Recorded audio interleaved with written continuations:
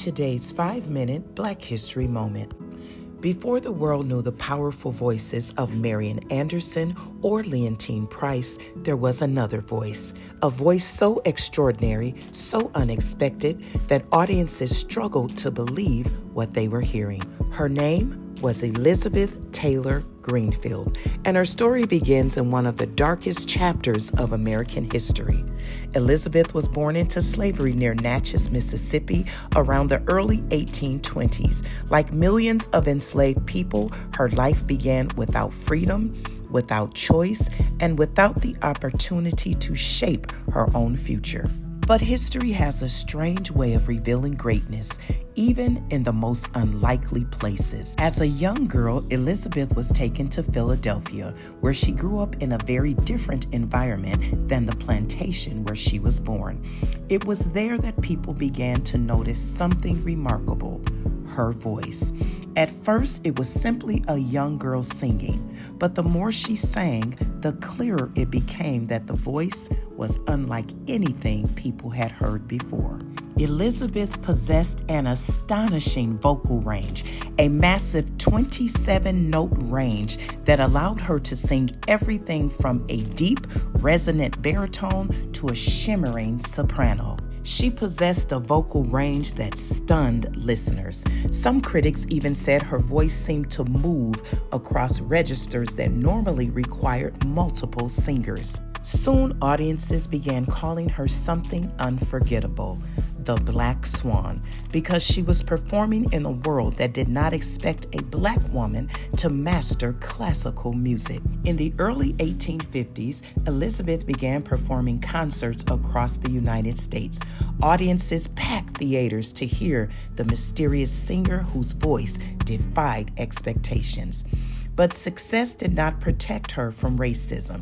When she made her New York debut in 1853 at Metropolitan Hall, the audience was almost entirely white.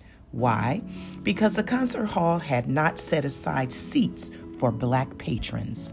A Black woman could stand on the stage, but Black people were not welcomed in the audience. Yet, Elizabeth Taylor Greenfield did something powerful. She kept singing, and the world kept listening. Soon, her talent carried her across the Atlantic Ocean to Europe, the center of classical music.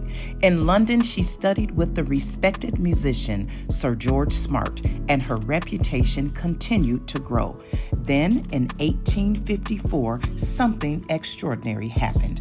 Elizabeth Taylor Greenfield was invited to perform at Buckingham Palace. A woman born into slavery in Mississippi stood before Queen Victoria and sang. It was a moment that shattered expectations across continents. Her voice had traveled farther than anyone could have imagined. After returning to the United States, Elizabeth continued performing and teaching music.